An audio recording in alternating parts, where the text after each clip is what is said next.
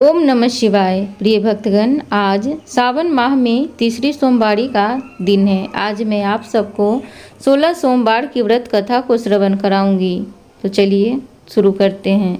16 सोमवार का व्रत दाम्पत्य जीवन की खुशहाली के लिए और मनपसंद जीवन साथी पाने के लिए किया जाता है। ऐसी मान्यता है कि 16 सोमवार के व्रत का आरंभ सावन मास से करें तो यह और भी फलदायी होता है। पौराणिक मान्यताओं में बताया गया है कि 16 सोमवार का व्रत रखने का आरंभ सबसे पहले माँ पार्वती ने स्वयं किया था और उनकी कड़ी तपस्या और व्रत के शुभ प्रभाव से उन्हें भगवान शिवपति के रूप में प्राप्त हुए थे। तो चलिए कथा का रसपान करते हैं। एक बार शिवजी और माता पार्वती मृत्यु लोक पर घूम रहे थे। घूमते घूमते वो विंध्यर्व देश के अमरावती नामक नगर में आए। उस नगर में एक सुंदर शिव मंदिर था, इसलिए महादेव जी पार्वती जी के साथ वहां रहने लग गए। एक दिन बातों बातों में पार्वती जी ने शिव जी को चौसर खेलने को कहा। शिव जी राजी हो गए और चौसर खेलने गए। उसी समय मंदिर का पुजारी दैनिक आरती के लिए आया। पार्वती ने पुजारी से पूछा, बताओ कि हम दोनों में से कौन जीतेगा। वो पुजारी भगवान शिव का भक्त था और उनके मुंह से तुरंत निकल पड़ा, महादेव जी जीतेंगे।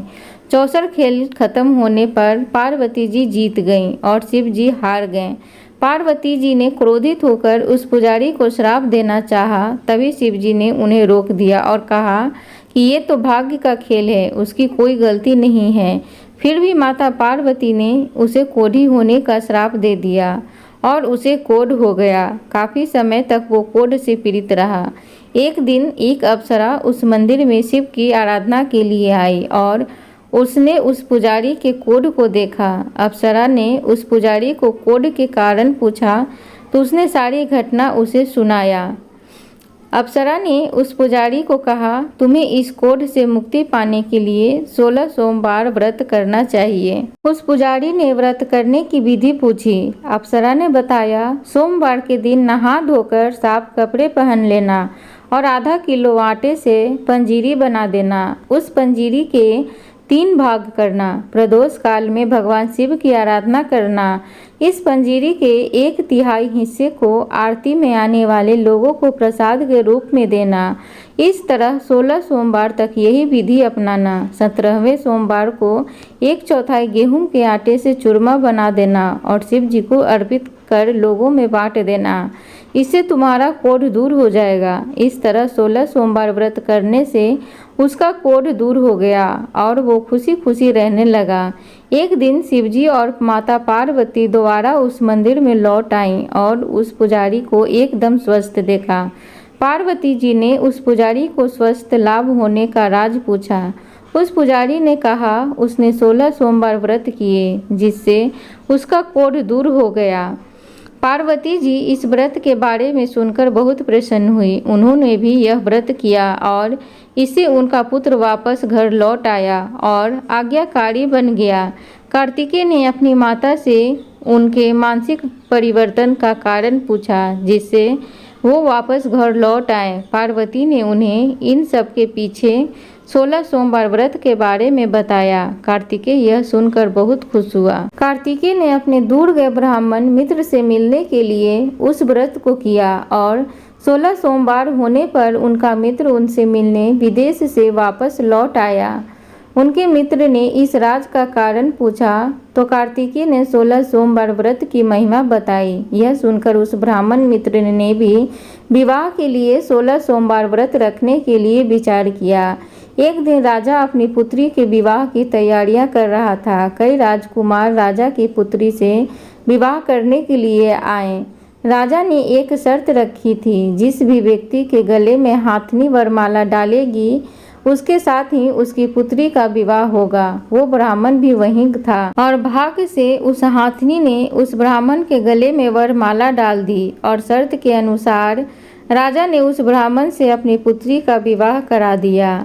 एक दिन राजकुमारी ने ब्राह्मण से पूछा, आपने ऐसा क्या पुण्य किया जो हाथनी ने दूसरे सभी राजकुमारों को छोड़कर आपके गले में वरमाला डाली। उसने कहा, प्रिय, मैंने अपने मित्र कार्तिकेय के कहने पर 16 सोमवार व्रत किए थे। उसी के परिणाम स्वरूप तुम लक्ष्मी जैसी दुल्हन मुझे मिली। राजकुमारी यह सुनकर बहुत प्रभावित हुई और उसने भी पुत्र प्राप्ति के लिए 16 सोमवार व्रत रखा। फलस्वरूप उसके एक सुंदर पुत्र का जन्म हुआ और वह पुत्र बड़ा हुआ तो पुत्र ने पूछा, माँ, आपने ऐसा क्या किया जो आपको मेरे जैसा पुत्र मिला? उसने भी पुत्र को 16 सोमवार व्रत की महिमा बताई। यह सुनकर उसने भी राजपाट की इच्छा के लिए ये व्रत रखा। उसी समय एक राजा अपनी पुत्री के विवाह के लिए वर तलाश रहा था, तो लोगों ने उस बालक को विवाह के लिए उचित बताया। राजा को इसकी सूचना मिलते ही उसने अपनी पुत्री का विवाह उस बालक के साथ करा दिया। कुछ सालों बाद जब राजा की मृत्यु हो गई तो वो राजा बन गया, क्योंकि राजा का कोई पुत्र नहीं था। राजपाट मिलने के बाद भी वो सोमवार व्रत करता रहा।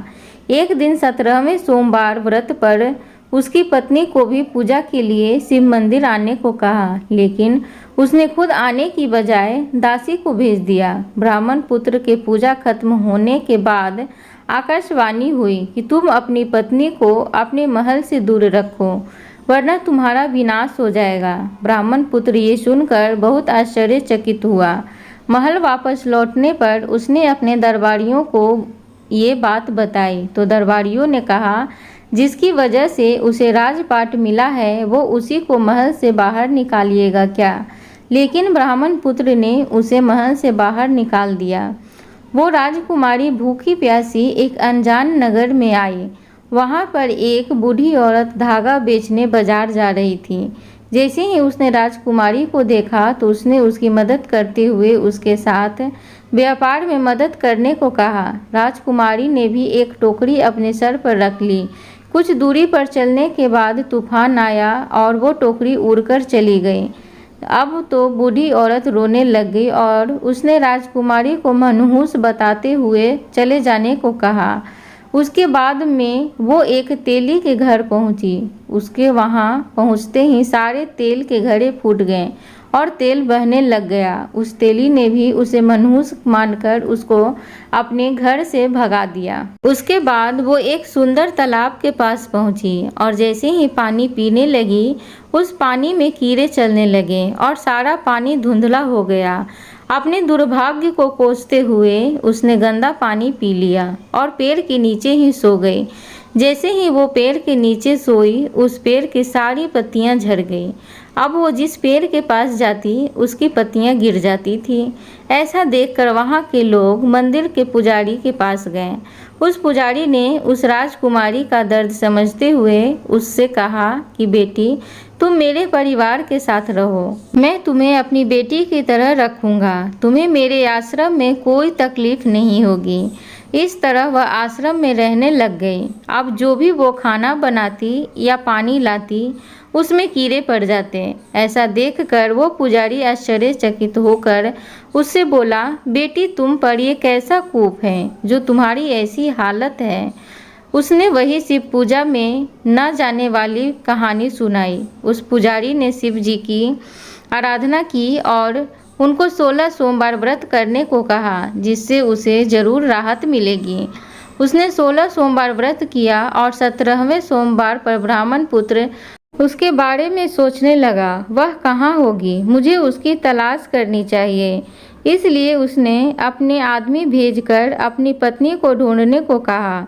उसके आदमी ढूंढते ढूंढते उस पुजारी के घर पहुंच गए और उन्हें वहां राजकुमारी का पता चल गया। उन्होंने पुजारी से राजकुमारी को घर ले जाने को कहा, लेकिन पुजारी ने मना करते हुए कहा, आपने राजा को ही कहो कि खुद आकर इसे ले जाए। राजा खुद वहां पर गया और राजकुमारी को वापस लेकर अपने महल में आया। इस तरह से जो भी यह 16 सोमवार का व्रत करता है उसकी सभी मनोकामनाएं पूर्ण होती है। एक बार बोलो ओम नमः शिवाय। प्रिय भक्तगण, उम्मीद करूंगी आपको आज की ये 16 सोमवार व्रत की कथा अच्छी लगी हो, तो कृपया चैनल को लाइक शेयर सब्सक्राइब जरूर करें।